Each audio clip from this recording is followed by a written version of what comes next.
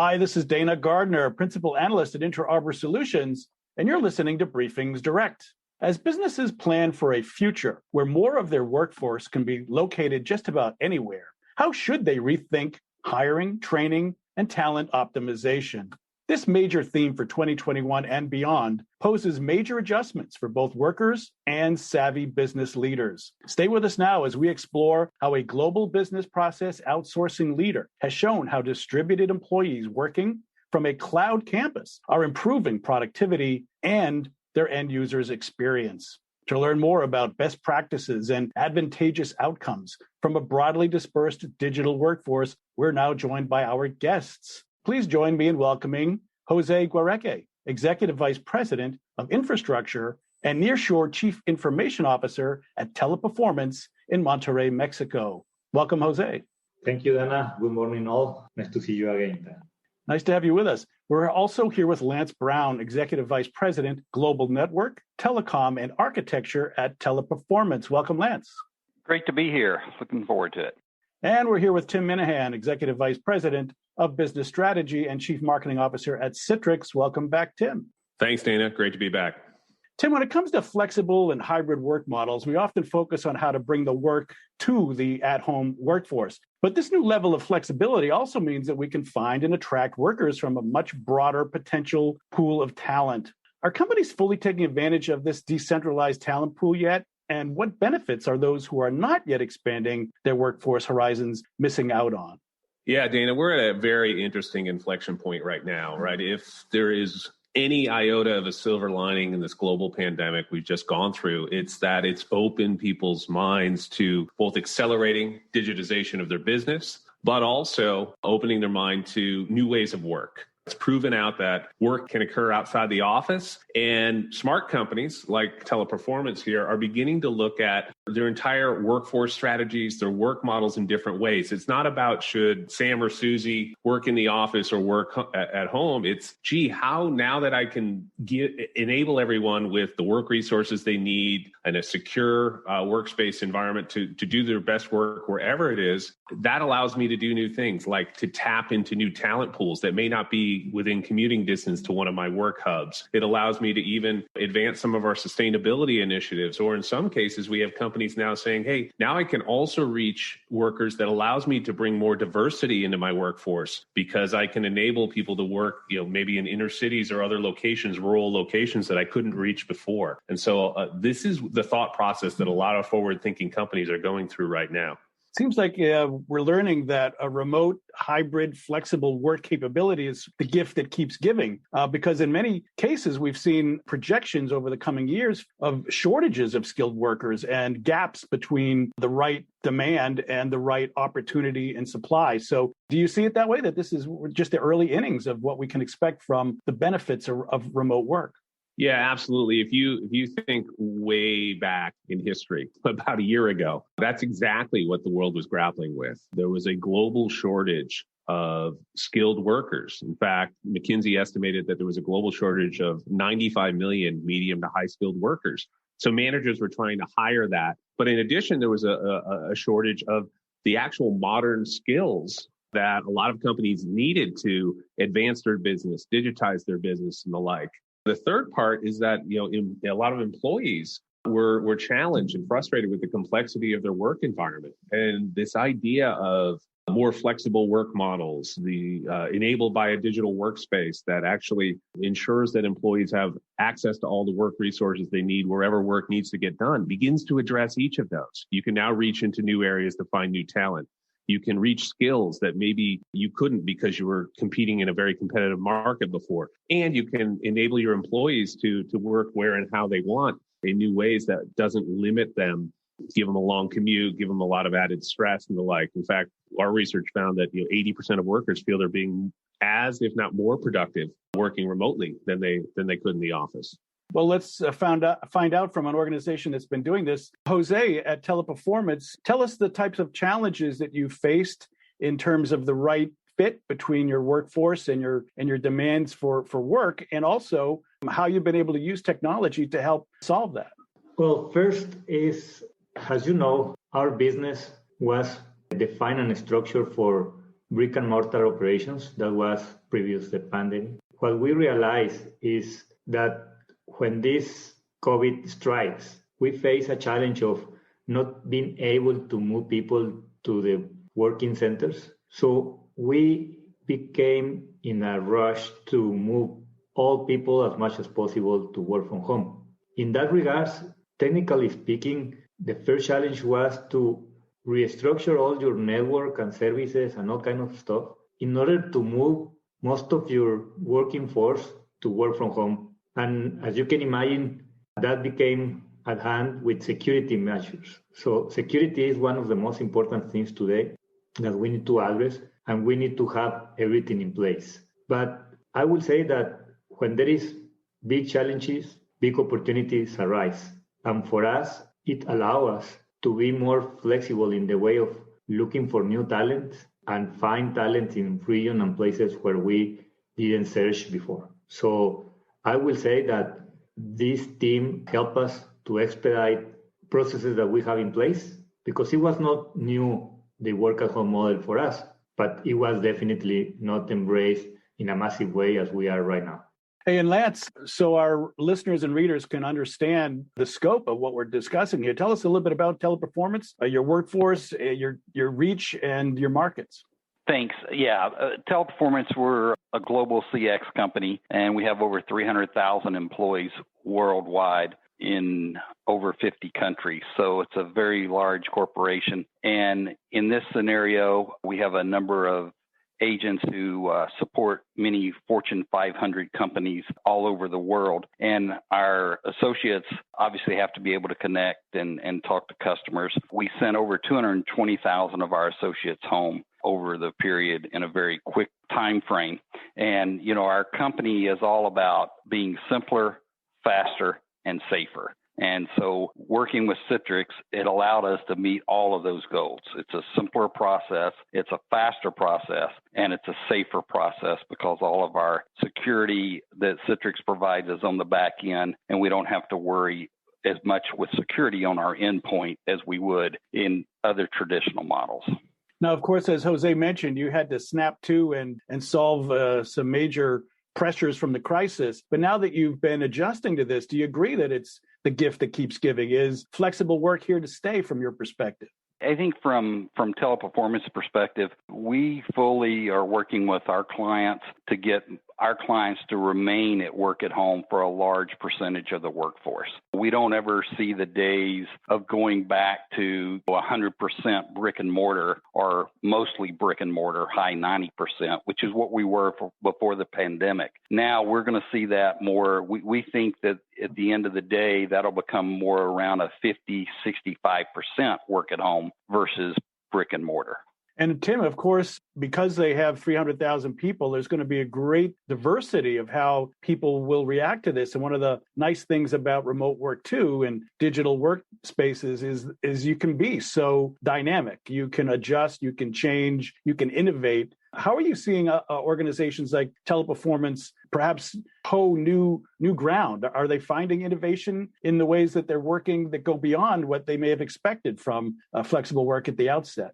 Yeah, absolutely, Dana. This isn't just about, like I said, should existing employees work at home or work remotely. It isn't even just about can we enable ourselves to tap into new talent, maybe in some remote locations or in disenfranchised parts of the workforce, like the recent retiree, the stay-at-home caregiver, et cetera. But it really is about creating an agile workforce model. And Teleperformance is on the front lines in enabling that for its own workforce, but it's also part of the solution. Their BPO solutions and how they serve their clients, you begin to rethink the workforce. We did a study as part of our Work 2035 project, in which we went out and we, over the past year and a half, interviewed tens of thousands of employees, thousands of senior executives, and really what's the world of work going to look like in 2035? And a lot of things we're talking about here and because of the pandemic have really accelerated. One of those things is moving to this more agile workforce model where you begin to rethink your workforce strategies, where maybe you augment full-time employees with contractors or gig workers. So you have that agility to dial up your workforce. Maybe it's the seasonality you need for a call center or something, and be able to dial it back down, or work shift, moving work between locations in light of certain needs or responses to certain catastrophes. Like I said, that's what a lot of forward-thinking companies are doing. And what's so exciting about teleperformance is they're not only doing it for their own organization, but they're providing part of the solution for their own clients. Jose, I wonder if you could describe for us your cloud campus concept. Why did you call it cloud campus and what does it do?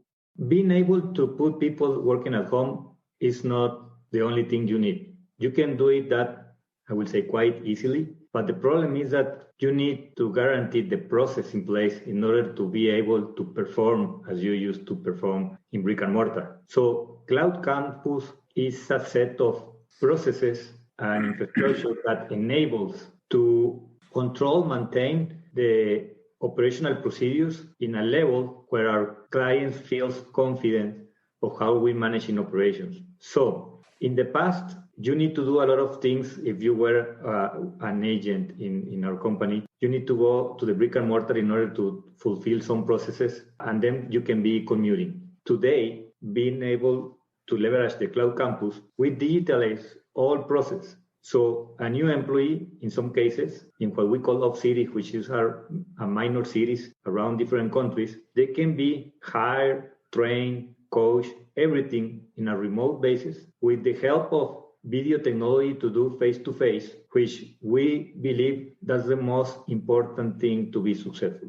We're a company of human, and we're very human-centric. So if we don't have this face-to-face contact, we won't succeed in what we're pursuing. So the Cloud Campus maintains a really small team which guarantees the processes for all the people that is around. It is working from home in a permanent basis. So Lance, it's very impressive for me to think about your dealing face-to-face and in a relationship basis with your clients, but in 50 different countries where cultures are different and ways of doing business are different. How have you been able to use the same technology to be in the right business culture across such a diversity of business environments? Yeah, that's an excellent question. And for us, as Jose said, TP Cloud Campus gives us that flexibility and that availability to do that. Because for our employees, it just becomes a one-on-one human interaction. So our employees are getting the same coaching, counseling, support from all aspects of the business as they were when they were in brick and mortar. We're just leveraging, like Jose said, video technology and different technologies to deliver that same user experience for our associates, which is key. And once we deliver that, then that translates to our clients, because once we have a good associate experience, that experience is the same experience for all of the clients that associate is handling. And of course, Lance, when you're in a brick and mortar environment, a physical environment, you don't always have the ability to gather, measure, and digitize these interactions. But when you go to a workspace, you get a trail, an audit trail, even if you will, of data. Is that something you've been able to utilize, or where do you expect that to help you in the future? Yeah, I think another really good question. We continue to gather data, and especially as the world is all digitized, like you say, and we provide many digital solutions for our clients. Now we're taking those same solutions and leverage them in internal for our employees. And we continue to see a large amount of data that we can continue to work with our process improvement and our TAP teams and continue transformation for what our agents do for our clients every day that they talk to all of our clients and customers. Mm-hmm. Tim, when it comes to this translating the value through the workforce to the end user, are there ways that we can measure that we can understand that productivity benefit, whether we're maintaining that human-to-human bond? How do we go to the end user and find out if this is working for them as well? One of the key things that has indeed come up, while you saw a huge spike in worker productivity early on through the pandemic, is that now companies are settling into this hybrid work model for a while. The first phase was really about how do I unify work? How do I provide reliable access for my employees in a remote environment to all the work resources they need? The second part was what Jose said, right? How do I ensure that now that all my employees are accessing applications and information, that our corporate information remains secure? And really, we've moved into kind of this simplify and optimize phase where a lot of companies now are looking at, what are the tools I need to introduce to kind of maybe remove some of the noise from my employees' day? How do I guide them to the right information and the right decisions? And how do I support more collaboration or collaborative work execution, even in a distributed environment? And so this is where if you have a foundation of a solid digital workspace environment that delivers all the work resources, that secures all the work resources, and then leverages things like machine learning, virtual assistants, and even some of the new collaborative work management tools that we're introducing. It provides that environment where employees can indeed perform at their best and can collaborate even from the most remote locations. And Jose, of course, most businesses nowadays want to measure everything. And when it comes to things like NPS scores from your agents and employees, when it comes to looking for the metrics of whether your return on investment or return on innovation is working, what have you found? Have you been able to verify some of what we've been talking about? Does this move beyond theory into practice, and can it be measured well? That's a very important thing. As I mentioned, being able to create the cloud campus concept, which has all the processes and metrics in place, allow us to compare apples with apples in the way that we can understand the behavior and the performance of an agent at home, as same as a brick and mortar. And we can compare those levels, and we can understand exactly how they're performing. We have been finding out that a lot of the agents live in cities which has a lot of traffic. So the commuting time for them, believe it or not, but it's around 1.5 hours up to 2 hours for some of them, just going from home to work and then back from work to home. And all those times are eliminated when they're working from home. So people start giving a lot of value to those things because they can spend smarter or more family time. So from customer satisfaction and client satisfaction and employee satisfaction, those employees are motivated and they're performing great. Their scores are similar, in some cases better than in brick and mortar, and they would like to remain in that working schema. So again, if you are able to measure everything through this digitalization of the processes, you can understand what small things you need to tweak in order to maintain better satisfaction and improve all scores around clients and employees. You know, Lance, over the past 30 years in IT, we've been very fortunate that we can often, over time, do more with less, whether it's the speed of the processor or the size of the disk drive. I'm wondering if that's translating into this new work environment. Are you able to look at cost savings when it comes to the type of end devices that your employees are using? Are your networks more efficient? Is there a similar benefit of doing more with less when we get to remote work and digital workspace? Yeah, I think especially on the endpoint becomes an interesting conversation, especially when you're leveraging technology like Citrix, because all of our compute is back in the data center or in the cloud. So your overall total cost of ownership continues to go down because you're not spending as much money on your endpoint as you have in the past. We leverage thin clients is really what we try to leverage out on the end computing device. The other thing it gives you some capability for is, there's technology that allows us to take a PC and make that a thin client also. And that gives you, again, a longer life of that endpoint, which is overall reducing your cost.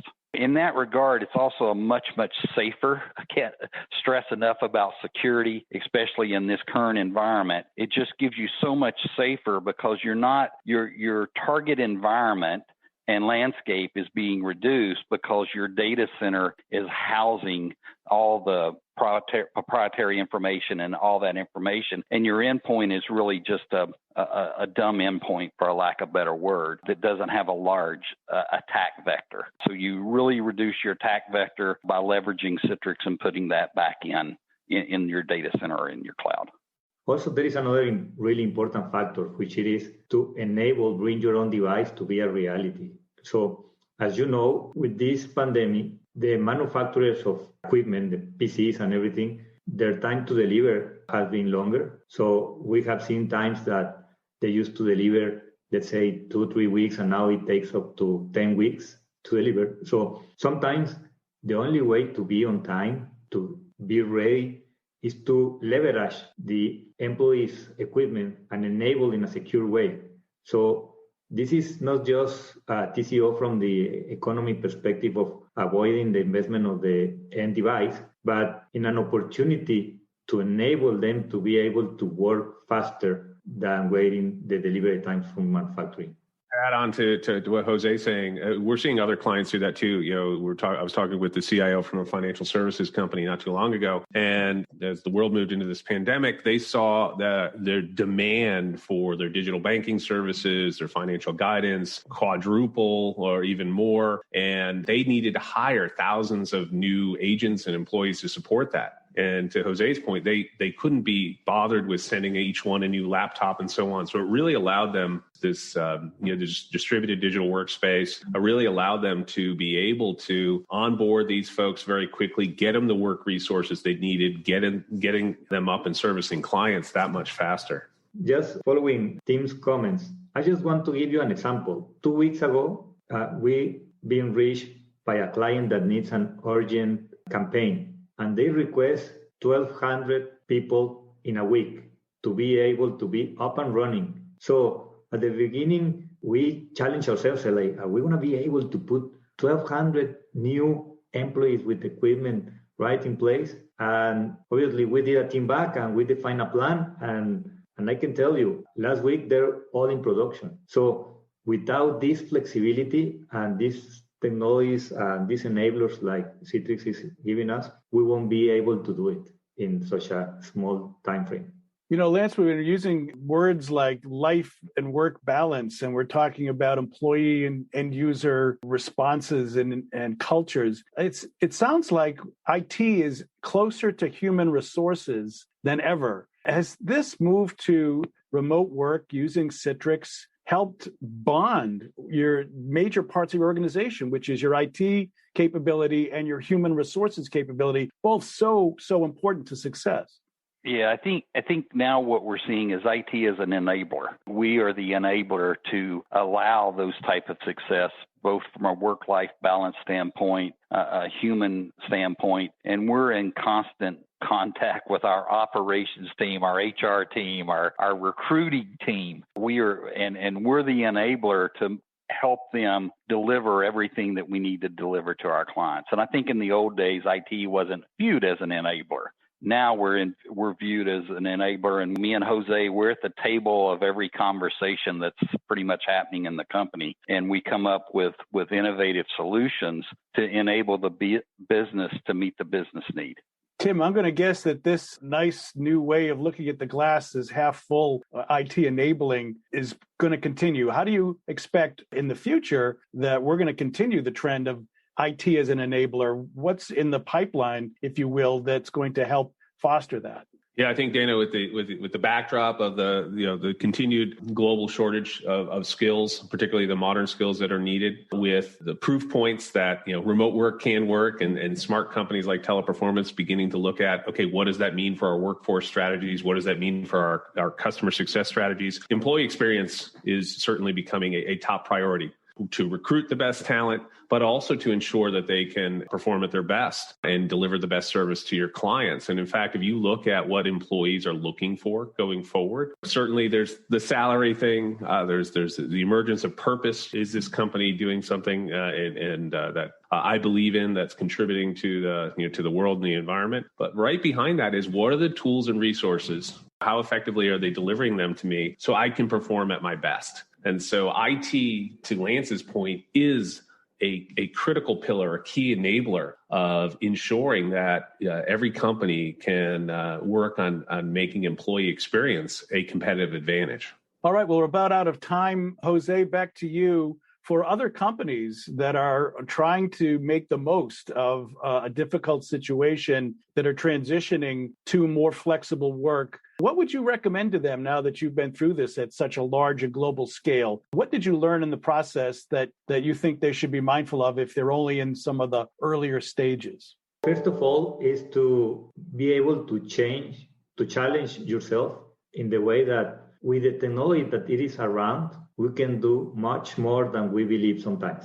That's definitely something that one can be skeptical, because all the legacy I've been working through many years in certain ways of doing. And today, we have been challenged and reinvent ourselves. That's one thing. The second one is there is tons of public information that we can leverage to be able to find successful use cases and learn from them. And the third one is approach one consultant or partner that has experience in putting all these things in place. Because it is, as I mentioned, not a matter of just enabling people to work from home. It's a matter of putting all the secure environment and all the tools that are required to be able to perform in a team way where you can deliver the expected results. Yeah, I think that I'll add one thing onto that, and I think Tim will probably remember it. It's probably about this time last year, maybe 2 weeks earlier, that I was visiting with Tim, and this was all starting to come to fruition, this pandemic thing that had started overseas and was rapidly moving toward the U.S. and other parts. And I think I met with Tim, and I said, I'm not sure exactly what's going to happen. I don't know if this is going to be 100 people that go home or 300,000 people like it ended up being going home. But I know we need a partner to work with, and I know we have to partner through this process. So I think the big thing for that, and Citrix was that partner for us, but the big thing is you have to rely on your partners to do this because you just can't simply do it by yourself. So, Tim, it sounds like an IT organization within Teleperformance is much more of an enabler to the rest of the organization, but you at Citrix are the enabler to the IT department at Teleperformance. Yeah, indeed, Dana. It's to borrow a phrase, it takes an ecosystem, right? You move up that chain. We certainly have partnered with Teleperformance to enable their vision for this more agile workforce. But again, I'll repeat that they're doing that for their clients, allowing them to dial up and dial down resources as they need, allowing them to work shift around the globe. So it is a true kind of agile workforce value chain that we're creating together here. Well, very good. I'm afraid we'll have to leave it there. You've been listening to a sponsored BriefingsDirect discussion on how businesses should rethink hiring, training, and talent optimization in the age of flexible work. And we've learned how a global business process outsourcing leader, Teleperformance, has shown how distributed employees working from a cloud campus are improving productivity and their end users' experience. So a big thank you to our guests. We've been here with Jose Guareque, he's Executive Vice President of Infrastructure and Nearshore Chief Information Officer at Teleperformance. Thank you so much, Jose. Thank you, Dana. And a big thank you as well to Lance Brown, Executive Vice President of Global Network, Telecom, and Architecture at Teleperformance. Thank you, sir. Thank you, Dana. And a big thank you also, lastly, to Tim Minahan, Executive Vice President of Business Strategy and Chief Marketing Officer at Citrix. Thank you so much, Tim. Thanks, Dana. Appreciate the dialogue. And a big thank you as well to our audience for joining this BriefingsDirect remote work innovation discussion. I'm Dana Gardner, Principal Analyst at Inter Arbor Solutions, your host throughout this series of Citrix-sponsored BriefingsDirect discussions. Thanks again for listening. Please pass this along to your business community and do come back next time.